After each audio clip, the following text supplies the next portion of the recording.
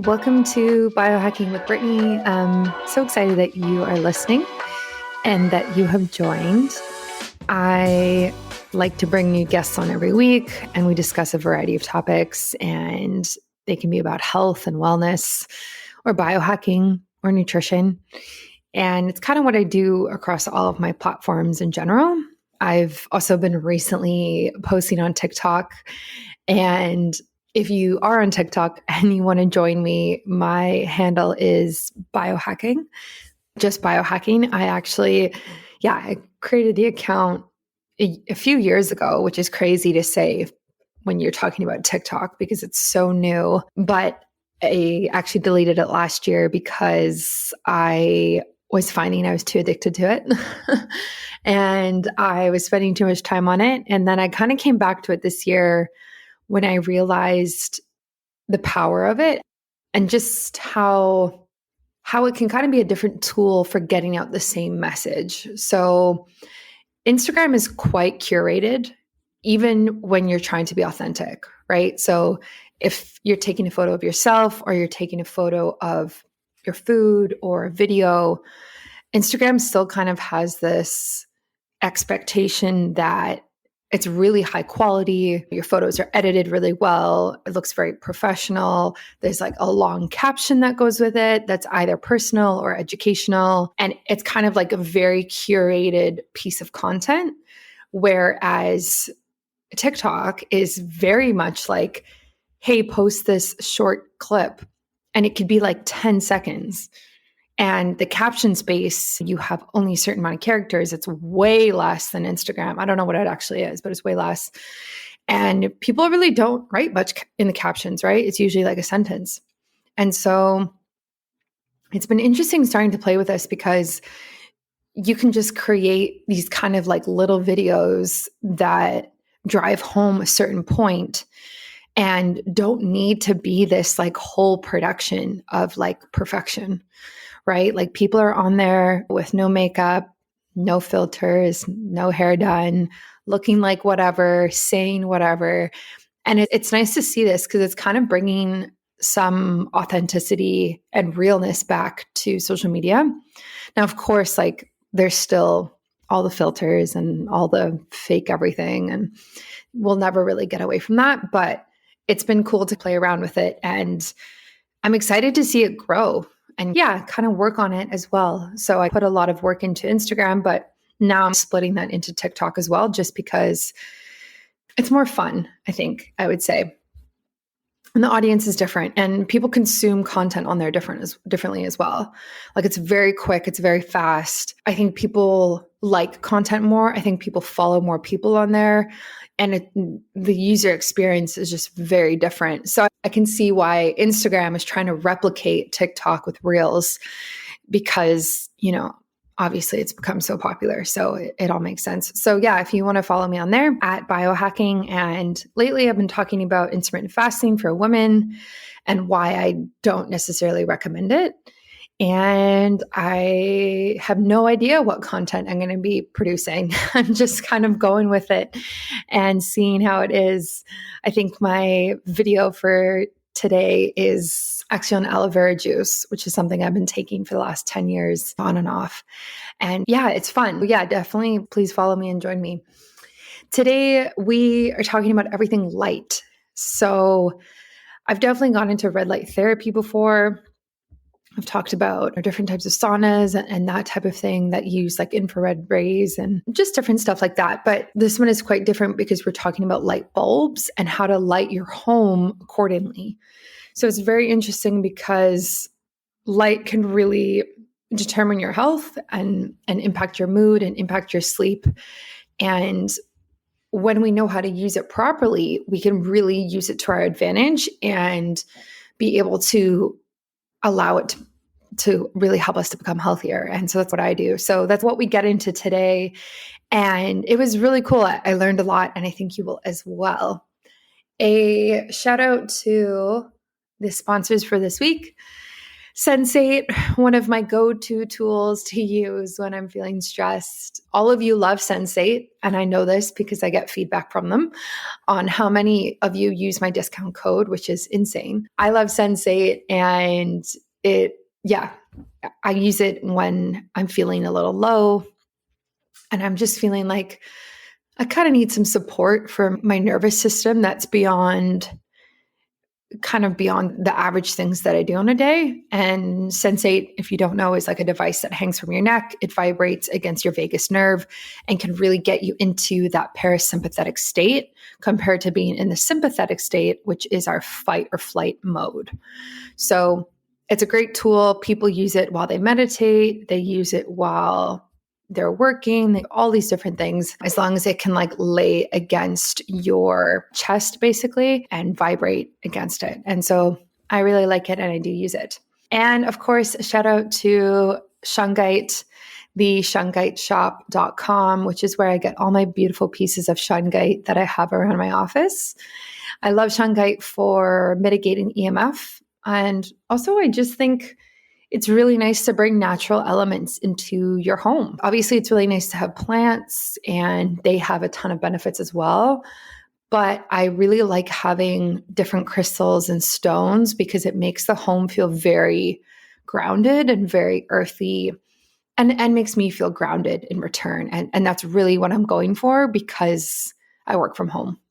So if you have been thinking about getting a piece of shungite, the shungiteshop.com is where I get all of mine and really what I recommend people do. It's such a beautiful website and such beautiful pieces. So those are my go-to.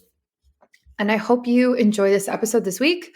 Thank you to everybody who has been leaving reviews for me lately and also for the people who've been responding to my newsletter. So if you don't know, I put out a newsletter every single week where I talk about a various topic. Last week, it was about stress and adaptogens. This week is going to be about vitamin D and how important light is in the morning. And I have some other things I always mention in there. And sometimes you respond, and I really appreciate that. And it's cool to talk to people one-on-one. And I actually had somebody who messaged me or responded to the email this week, and she was asking about low ovarian reserve and if I knew anything about that.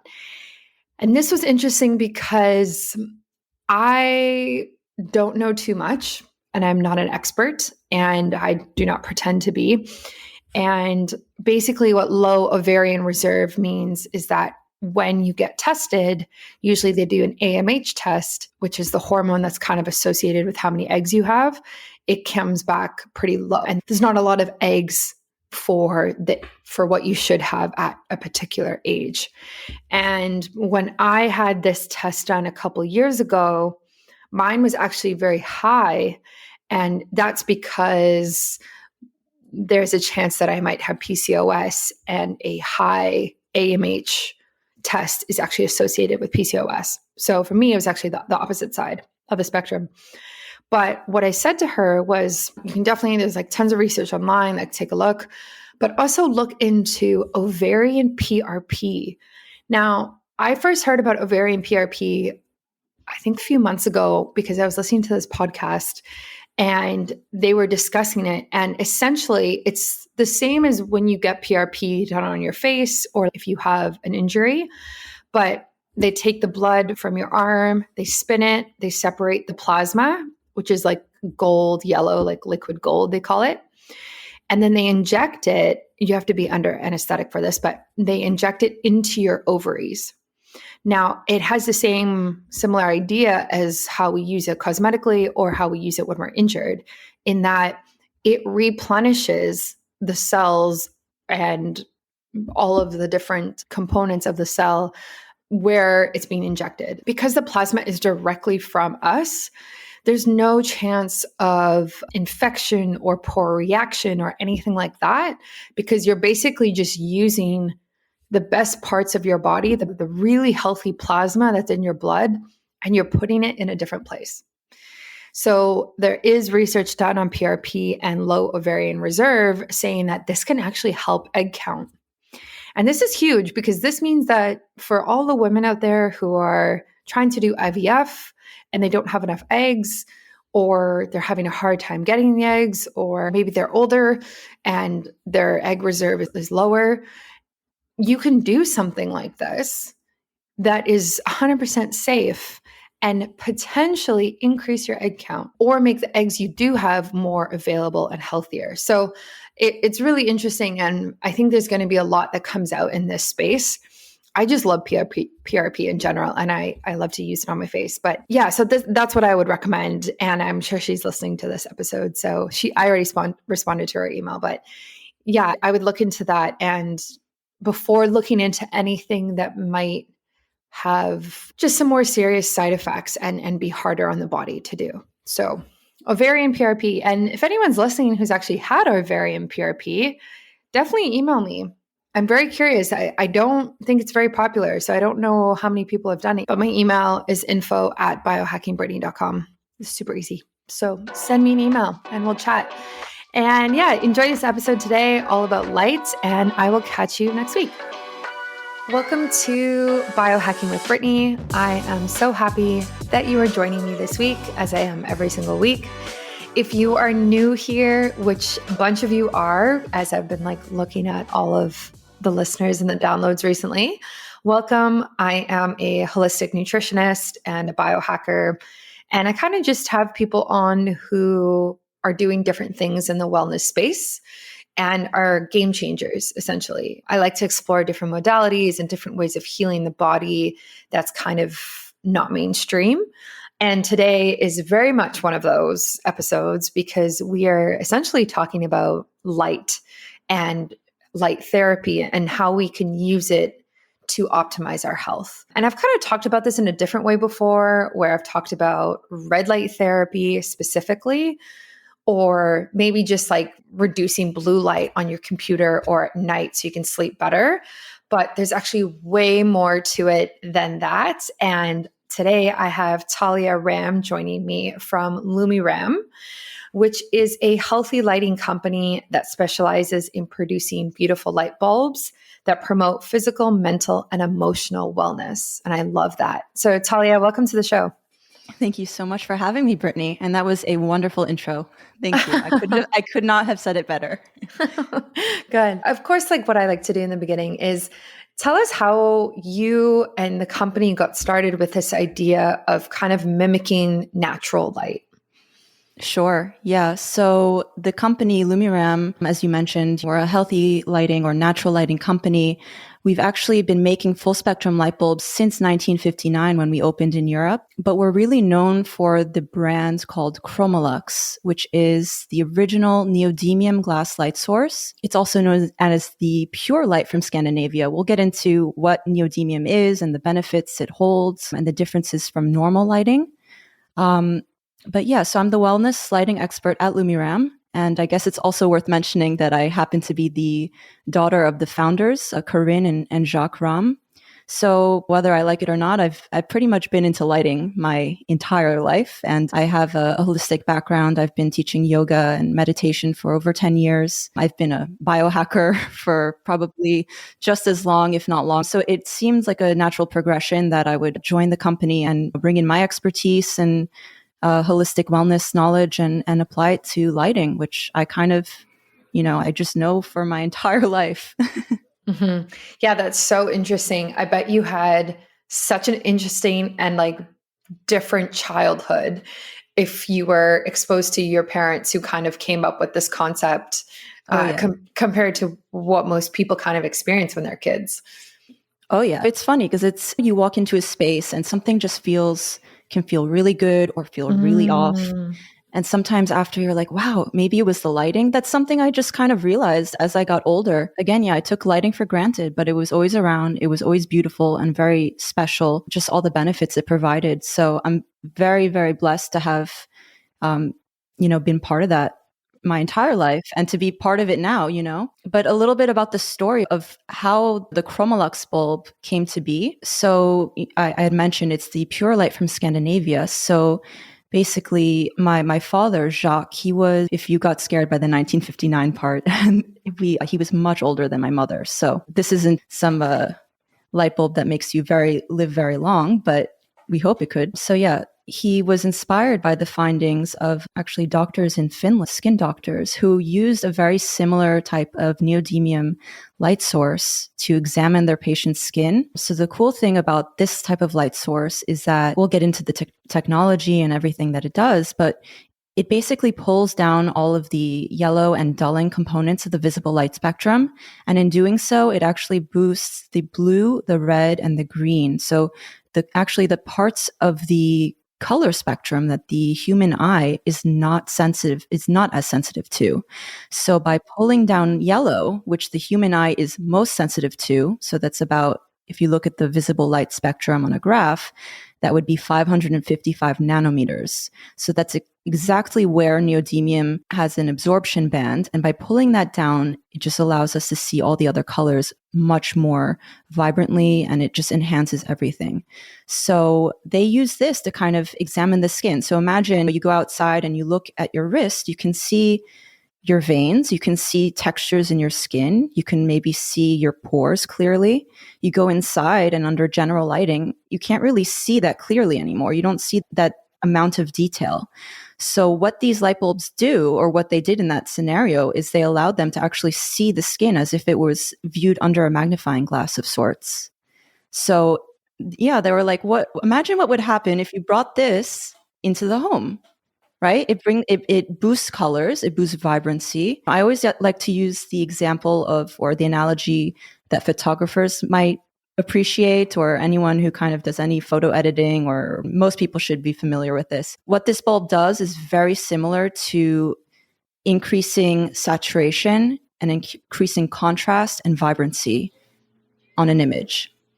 If that makes sense. I find it does. I work a lot with imagery, and I find that pretty much these days everyone is doing their own work on the computer. So they might appreciate that analogy. But yeah, so in the home, what it does is it really, it's a very, I know we don't have video to show you, but it's a kind of almost lavender appearing bulb. So lavender is the color of this element, neodymium. And it's cool actually, because you can look at it under different lights and it changes color, which I find to be really fascinating, because not only does it enhance colors, but it itself as an element changes color. So it gives you a good, idea of what it does and its capabilities.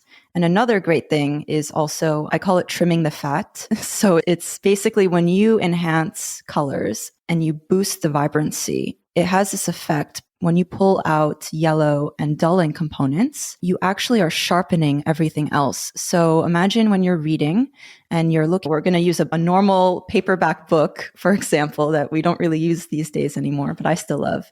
And you open up a page and you have a white page, you have black text. So under this type of lighting, it actually has a crispening or sharpening effect. So it's almost like a 3D effect on the black text to lift off the white page. So that's pretty cool. So that's a big application for these types of lights as well, not just for color, but for contrast, for reading. It's much softer on the eyes. Yeah, I love that. That's so interesting that it's got so many different applications. So it's interesting that the eyes are so sensitive to yellow light. Like I don't think I understood that or knew that before. So is there a specific reason that is the case? I don't know. So, and we'll get into this when we talk about light and health, or maybe we should dive in now. But there's 3 photoreceptors in the eyes, basically. There might be more, but the 3 main ones, of course, are rods, cones, which we've all heard about. Rods and cones allow us to see. They're visual forming photoreceptors. And then we also have a third one that's not used for vision, but it's actually used, and this is where light and health and biology comes into play. There are intrinsically photosensitive retinal ganglion cells, which is a mouthful, but those are cells that live in the retina of the eye that serve as direct inputs for the hypothalamus in the brain. So basically, it's like a direct channel for, whether or not there's light in the environment, our eyes will pick it up from this photoreceptor. And specifically, there's a pigment there that's called melanopsin, which you might guess what it works on. So, and this is kind of where the whole blue light, the concept of we have to eliminate blue light in the evening, it really comes down to melanopsin. So melanopsin is a pigment in the eye again, and it's pretty much only sensitive to blue light. So around 500 nanometers, if we're looking at the visible light spectrum, and we'll talk about that as well. But 480 nanometers thereabouts is where it's really sensitive. So that's blue light. So that's a sensitivity when it comes to blue light. And then the cones, which are used for day vision, and that's where the yellow spectrum is sensitive. So there's different sensitivities in different photoreceptors for different colors. Not to make anything confusing, but that's pretty much just that's an introduction to blue light. And yeah, I don't know, do you want us to talk about the spectrum a little bit for your listeners if they kind of need a little bit of a rundown of the whole thing, or? Yeah, we can. We can briefly just go over it if you want to dive in now. Sure. Yeah. I think I always like to explain it because it's easier to understand everything else we'll talk about, to have an idea. So, of course, the electromagnetic spectrum includes everything from gamma rays, X-rays, radio waves, but there's only 3 components that really we are concerned with when we talk about plant and animal life, human life, biology, and how light affects us and our health and wellness. And that's in this order. If you're looking at a graph from the left end, we have ultraviolet, which is non-visible light. Of course, that's what we know as UV light. Then we have this very narrow band of visible light. So visible light is basically all the colors of the rainbow. So like Roy G. Biv, which comprises white light. So we have violet and blue, we have green and yellow, and then we have red at the very end. And then the red color spectrum is something called infrared light, which is invisible light energy, which has actually a lot of great implications for our health and for our mitochondrial health and cells. So those are the 3 parts that we should really be concerned with: UV, visible light, of course, and infrared. Yeah, I mean, I've definitely kind of dabbled into this in different ways. Like I said before, just like red light therapy and infrared saunas and near infrared and all of these different things. And it's very much a part of biohacking.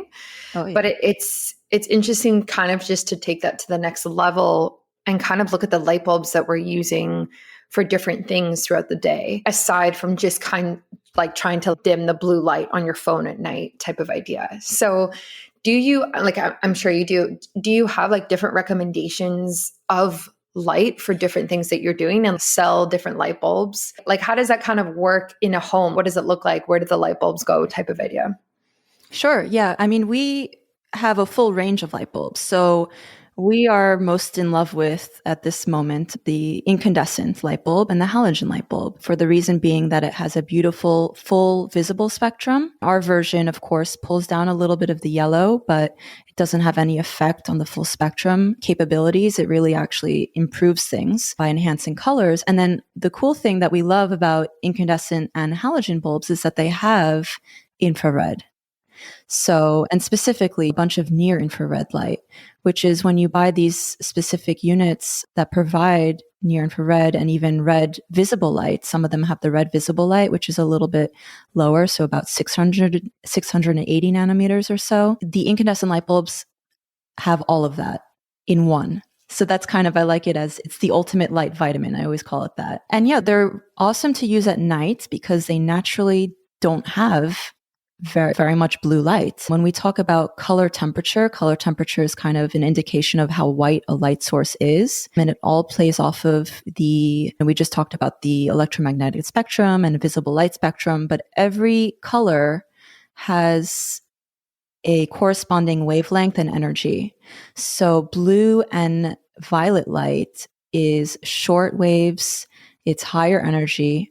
And then at the very other end, we have red light, which is much longer, slower waves. Of course, until we get into infrared, they're so long and slow that they're actually able to penetrate into our skin, which is pretty cool. So yeah, incandescent light bulbs are so great for nighttime usage. And then halogen is really nice. Halogen is just an enhanced version of incandescence. They're both technically incandescent light bulbs. So incandescence is just like how the sun makes light. It's basically thermal energy, or you you are heating an object up until it gets so hot that it produces visible light. And of course, the heat, as we know it, is infrared. Heat and infrared are basically the same thing. That's the thermal energy. So yeah, halogen is an enhanced version. So basically, you take that filament that's in you think of an old-fashioned Edison light bulb where you have the filament, and you encapsulate it in a quartz crystal filled with halogen gas, and it has this really cool effect where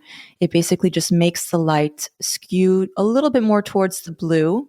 But again, a lot of people get scared of when we mention skewing towards blue or increased blue light. But the thing is, so the whole concept of eliminating blue light at night and dimming your lights, for an improved bedtime schedule and able to fall asleep at night, the exact opposite is necessary in the morning. So we can talk about morning rituals and things that you should be doing. But yeah, so halogens have a little bit more blue light because they burn a little bit brighter. So their color spectrum skews more towards those higher energy blue wavelengths. Yeah, so not to be afraid of blue light. We really do need it in the morning. It's what keeps us alert during the day. It's what stimulates us in the morning to get up. Throughout the day, we should really have a nice gradual onset of cortisol in the morning, peaking throughout the midday, and then gradually decreasing into the nighttime. And as it decreases, melatonin should be coming up in its place. So melatonin is best known as being what I call the sleepy time hormone. So it really prepares you for bed. And if you have your lights on, and whether they're blue or not, if you have bright lights on in the evening, it's actually your eyes are going to pick up on that. So again, the melanopsin that we talked about earlier in the eyes, it's going to pick up on that blue light. It's going to pick up on the brightness of the light in your environment, and it's going to cause a suppression of melatonin production. So it's going to not release melatonin, which is not what we want at night. Do you ever feel frazzled, not grounded, stressed, and like you have way too much on your plate? Of course, you should be taking time for self-care, but doesn't mean you actually are. And it kind of just feels like another thing on your to-do list. I have definitely been there. It's tough to kind of balance everything these days, especially for those of us working from home with extra side hustles and or kids. Stress reduction feels like a nice idea, but never something easily achievable in the moments when we need it the most. I believe in solutions that use science to help us be healthier on a daily basis, but without crazy technology or tools that aren't accessible or affordable for everybody. I use Sensate, which is something that I've been using for a long time now, and I spoke about a lot last year, which is a groundbreaking innovation in wellness technology that uses the natural power of sonic resonance to calm your body's nervous system, providing immediate, let me tell you, relief and long-term benefits from regular use. It calms your nerves and helps you feel better in as few as 10 minutes per day. It improves stress resilience to help you cope with whatever life throws at you.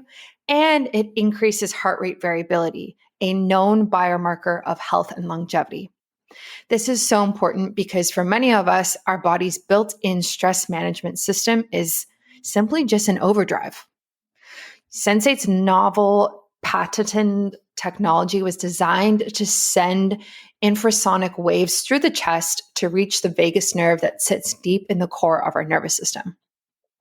By speaking to our body's command center, we can control how we respond to all the positive and negative things that we experience each day, which is just so cool and such an easy biohack to bring in every day. You can use my discount code, which is biohackingbrittany in all capitals. I will put the link in the show notes, and it's on my shop page at biohackingbrittany.com, and you get $25 off today. If you have any questions about it or when you get it, please message me. I'd love to chat, as this is one of my favorite biohacking tools to use on a regular basis. Yeah, I've been hacking my light at night for a couple years now, and I have red light bulbs in my house, and I have blue light blocking glasses, and I'm super sensitive about any lights. Like, we have a fan and it has this little light on it, and I like blocked it with a little blackout sticker. We have blackout curtains, like everything, because I'm so sensitive to light at night. Like, it will like 100% disrupt my sleep. And I'm just not one of those people who it doesn't impact as much. Like I'm very, very sensitive to light. So I really try make the house like as dark as possible because it just impacts me so much. Yeah, and I would say probably you feel it so much because you've been involved in biohacking for so long and you know your body innately and you feel the different responses. But as people start to kind of implement these different hacks into their life, and what I would argue could be very basic, just turn off your phone, dim your lights, you start to really feel a difference, not only in how you wake up, but in the quality of your sleep. So yeah, a basic thing could, now we see these blue light filters that are coming out on all our phones and devices. It's just implemented naturally now. You used to have to get software for it. I remember 10 years ago, there was software that I used, but now it's just part of the, like on my iPhone, it's just part of it. But yeah, so a big thing at night is really, I love to use incandescent light bulbs at night. So again, because little blue light content, a lot of nice red and infrared. And also just as importantly, and this I briefly mentioned, but it's not mentioned often when we talk about nighttime bedtime routines, you have to dim the lights. There's a lot of studies and research that show, at first they were thinking that maybe 1200 lux, and lux is just a measure of brightness of light.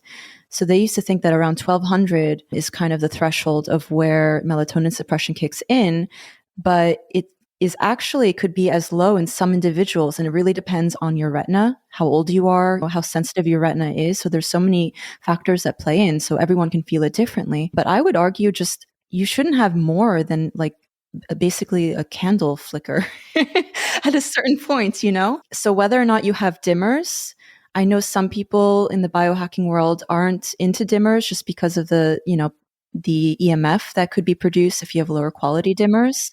So in that case, a good option or a great option would be to use just lower wattage incandescent bulbs. Or if you're into LED, I know they have red LEDs, but I know that's sometimes kind of not a cool thing to talk about in the biohacking world. Yeah. So whichever way you go, you want to keep it dim and you want to keep it warm, more Yes. red appearing. Yes. Yeah. So I turn all the lights off in my apartment. If we're watching Netflix at night, like we have no lights on, like literally none, because I have no tolerance for it.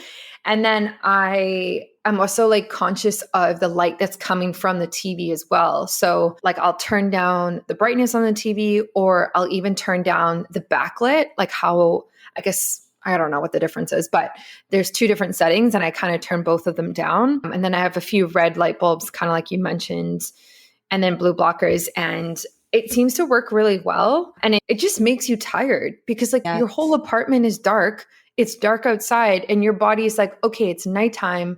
I'm actually need to go to bed. You're not like sitting watching TV in like a super bright kitchen living room at midnight, you know? And that's exactly when I say that lighting influences us and it controls us actually. And this is how you should really be. I really hope listeners can take away from this conversation is that if we're concerned about our health and we're biohackers or whatever you identify as, and you care about your health and well-being, you think of your hydration, you think of nutrition, movement, things like that. Think about lighting. You should be thinking about it every single day and not just am I not using blue light at night? It's also, on the flip side, am I using white light during the day to keep me productive? And I'll give you another hack in a second. But yeah, so think of lighting every day. And also, how does that lighting make you feel? Do you have enough lighting for the task at hand? Those are some things that really should be on everyone's mental daily checklist of well-being. You know, where is lighting in my life and how is it making me feel right now? And can I change it? It all comes down to we always say here is light, or rather, the world is only as beautiful as the lens or the light that you view it through. So you should really start thinking about that. Life outside, why do we love being in nature? It's full of color. We have natural sunlight that just makes us feel good. You can try to replicate that indoors by enhancing the colors, enhancing the contrast, making yourself feel good because the lighting feels good. There's so many implications, not just on our biology and circadian rhythm, which we briefly went into, but just on general well-being. You know, if something is beautiful, it makes you feel good. I always joke around, if you ever played Sims when you were younger, I know that was a big thing. It was a video game where characters would have a little diamond above their head to indicate there was different meters, health, environment. I don't really remember, but when their health was going down or they weren't feeding themselves, they weren't hydrating or something, they weren't having any relationships with people around them, that meter would start to drop. And the same thing would happen when they would walk into a space that was dirty, that meter would start to drop. So I always like to think of that. Yeah. I don't know if you ever played that or if you know what I'm referring to. Yeah, I do. Yeah. So I always like to use that example because it's helpful to kind of imagine the effect of walking into a poorly lit space, what it does. It brings down everything else. Yeah. It's interesting because when you can tell when you walk into a space that's not your home, if it's lit very well. Like I think about when I've gone to like WeWorks, which are like co-working spaces, and I feel so energized and ready to work and concentrate and focus. Whereas like at home, depending where I am and like depending obviously on the light that I have, I can feel way more like tired and cozy and I don't want to work and like where's my blanket, like let me take a nap, you know what I mean? Yeah. But even if you go into a restaurant, right, like some restaurants you walk in and it's like it's very like romantic and it's like kind of dim and it's a little dark but the lighting's right. It's just so funny how light can actually impact our mood so much, and I don't know if a lot of people are actually very like conscious of that. Do you ever worry about radiation or EMF? I definitely do. And I know this is a growing concern for a lot of you. EMF stands for electromagnetic fields, which are emitted by anything that uses electricity or radio frequency that uses radio waves. We are constantly bombarded with technology in our day-to-day lives, from our phones to computers to cell phone towers, flying in airplanes, and even using our beloved workout equipment like the Peloton. We are less grounded than we used to be and could honestly use far more time unplugged. But it's hard, right? When we work online, when we study online, and even work out online, and even have a social life online, we're really not unplugged at all during the day. We're basically go from screen to screen, and then we kind of just do it again the next day. There are a bunch of ways that you can mitigate the harmful impacts of EMF, and I have tried most of them. One of my favorite ways is by using shungite, both on my body and around my house. Shungite is this beautiful black stone that harmonizes EMFs and can minimize the effects of radiation, like having headaches, sleepiness, irritation, negative energy, restlessness. The list goes on and on. I have a beautiful shungite bracelet I wear, as well as a prism that actually sits on my desk by my computer while I'm working. I even use some shungite pieces to hold while I meditate. Shungite is also antibacterial, can support the immune system, reduce stress and anxiety, and purify water. I get all of my shungite from the same place, which is the Shungite Shop, and can be found at www.theshungiteshop.com. I'm actually doing an interview with the founder, and we are going to dive into the specifics of how shungite works and how it can really reduce the EMF exposure around us. So stay tuned for that. In the meantime, definitely check out theshungiteshop.com right now to get gorgeous pieces for both yourself and your home today. Yeah, and it's funny because that's what I was saying. It's something that I've thought of my entire life, and I didn't really realize until I grew up, I left the house, and I realized walking into people's places and just being like, this lighting is not great. you know, something feels so off here. It's so dark. It's dingy. How are you not thinking of this? It's the first thing on my mind, but it seems to be the last thing on many people's minds. And we really, our goal is to kind of shift that awareness because it has such a huge thing. And places like WeWork and places where they're really focused on obviously productivity during the day, I'm positive that they have a lighting engineer or lighting designer who specifically chose maybe full spectrum daylight fluorescence overhead, maybe LEDs, whatever it is, but they're definitely cool white, so skewing more towards the blue. And that's the whole thing. You need the blue light during the day to feel productive, to feel energetic, to feel energized. And that's why a lot of places that are, I guess you could call it human-centric, workplaces or human-centric anything are starting to really focus on lighting. They're bringing it back into the equation. Mm-hmm. I even find that with airports, like I recently traveled and they're so bright. Like which is great. And I guess they want you to be awake and concentrating on what you're doing, right? But then I hope the pilots are too. yeah, yeah. But then on the flip side, like I've had to sleep overnight in airports before, and it can also be really difficult to find a dark place because they don't adjust the light at nighttime. So it's kind of like this full bright thing, and I have to have a eye mask and really be prepared. But Sleeping I definitely in airports is the worst. I've definitely done that on long layovers where it's not even worth it to go to a hotel. It's the worst. Exactly. It's the worst. And yeah, I've done it. I don't want to do it again. Mostly because I really value my sleep and I feel so much better. And light has such an important part and to play into that. And something I've been thinking about recently, which we kind of talked about before we hopped on this call, was the daylight is kind of getting longer now, right? So our days are getting longer. And before, the sun would go down around 5 p.m. and I would kind of start transitioning our apartment into like nighttime mode quite early. But now it's still light at 8 p.m., but I go to bed at the same time.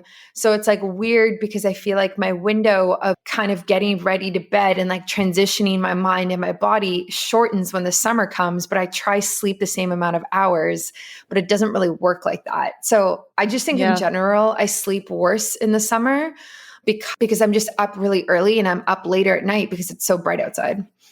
I know. And I think part of that is just naturally wintertime is a cozy kind of reflective time. So we naturally we have a tendency to be more tired. And I think it's something to embrace. Now, that's not part of this conversation, but I think it's really important to embrace the changing seasons. And so if you stay up later during the summer, that's okay. But you know how to facilitate that at least and how to get tired by dimming the lights and trying to eliminate blue light as much as possible. Yeah. Do you recommend your customers kind of mimic the sun, or do you recommend they just do what's best for their sleep patterns regardless of the time? And obviously, I would always hope that it's best to mimic the sun, but of course, some people have jobs where that's not possible, and that's kind of where lighting comes into play, and actually the concept of light therapy, which we didn't really touch on. But light therapy there's something called a light therapy pad or light therapy box, and they're basically really bright full spectrum light. So, and daylight white to be sure. So it has plenty of that blue light that is supposed to wake you up and trigger this awakening effect. And it's traditionally used during the winter, during the darker months, for something called seasonal affective disorder, or SAD for short. But a cool thing that I do actually, and I tell a lot of people about, is you can use it throughout the year, first thing in the morning, to kind of stimulate that awakening effect, just like you would in the wintertime. So I actually have they come in all sizes, but I have one on my desk at work, and it's just, I come in, I have my cup of coffee, my water, and I have my light pad. And of course, so obviously this goes back, morning routines. First thing in the morning, drink water. But then if you can, go outside, no sunglasses, and get some light. You obviously don't stare up at the sun, but we don't have to insult anyone's intelligence by saying that. Yeah, you want that light hitting your eyes. So the same thing with these light therapy units indoors, you want it on your eyes. And I guess this is kind of a side note, but a lot of people, and I've seen some like misinformation online, so I think it just should be mentioned. This pathway of absorbing light through the retina in the eye is a completely different pathway than absorbing light through the skin. So specifically UV light absorbed in the skin for the production of vitamin D. So light therapy and full spectrum light bulbs, well, it depends on the full spectrum light bulb, but in general, they aren't manufactured to have UVB. UVA is different. Actually, a little bit of UVA is a component of visible light. It actually extends into visible light because visible light, blue and violet light, ends at 380 nanometers, and UVA actually starts at 400 nanometers. So there's a little bit of an overlap there, which is kind of an interesting point. But it doesn't do anything. It has like pretty much negligible effects on us. But UVB is what can cause cancer and skin tanning, but obviously we do need it for the production of vitamin D. So that's a different pathway altogether. And these light bulbs and light therapy is not absorbed through that pathway. It's absorbed through the eyes, and it's completely with the retina and keeping us alert in that way. It's a very different pathway. So I thought that's worth mentioning because some people do get confused about that. Yeah. No, I am grateful that you brought that up because it is confusing, right? Like people, if you don't understand the different wavelengths of light and kind of how it works, it kind of just goes over your head, right? Like you don't really get it. And then you might not fully understand how much of an impact it can have on your mood, on your sleep, and on your health. So it's good to kind of have these types of episodes so we can kind of just dive into it a bit more and people can understand better. Yeah, and we'll never really fully understand it. I'm still learning. I know a lot and I'm still learning so much more every day, but there's so much info out there and not all of it is, it just would make sense that if you think, oh, if I go outside and I get a suntan, then a light bulb that mimics the sun indoors can also give me a suntan. Mm-hmm. Yeah. That's a specific unit. I know obviously you have tanning beds, but that's not a light bulb that you would use for visible light and definitely not for full-time usage. And that's also kind of, I once wrote an article that was pretty popular, which I guess is still popular because people have this question, and it's, can you use full spectrum light bulbs for SAD? So for seasonal affective disorder, which is that wintertime depression. And the short answer is sure, you can. The long answer is light therapy is a therapy. You don't use it for more than 30 minutes a day, depending on the brightness of the unit you're using. And full spectrum light bulbs, you can use pretty much just like any normal light bulb. No restrictions. Yeah. I love that because in Canada, like SAD is actually quite common. We just, especially in the winter, as you kind of were talking about, it's really hard when you wake up at 8 a.m. and it's dark and the sun goes down at 4:30 and you're like, cool. Like, I guess that's my day. I guess that's my day. And it is depressing, right? It is. Oh my God, it's so depressing. It's really depressing. And yeah, and I totally have felt that before. And then of course, like with COVID and being in lockdown as well, like that just made that so much worse because you're really not getting outside or nearly as much natural light as you might have before. So I think it's important that people realize that there are ways to use light to kind of combat that, and like using your light bulbs, which sounds like a really smart idea.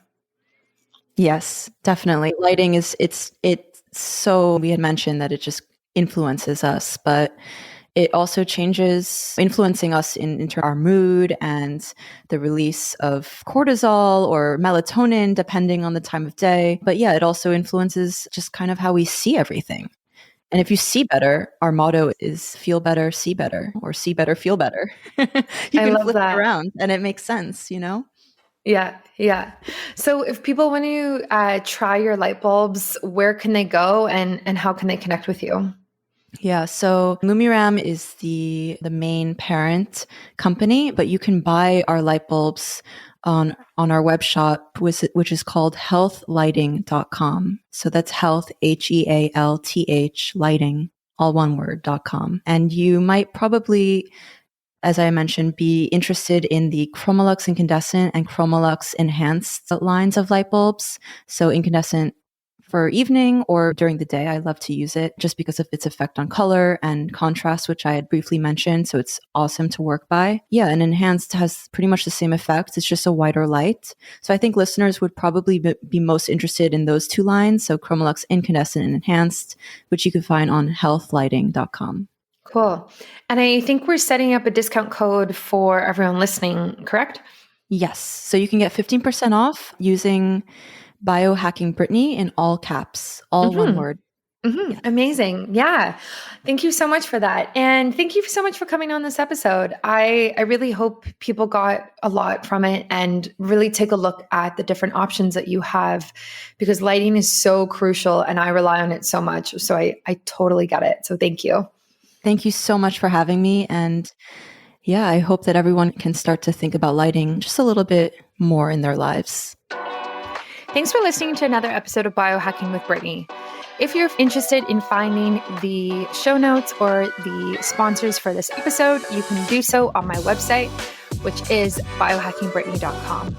Remember to follow me on Instagram where I'm most active. My handle is @biohackingbrittany. And if you're interested in working together and you want to email me directly, you can do that. My email is info@biohackingbrittany.com. And I look forward to hearing from you and having you tune in next week.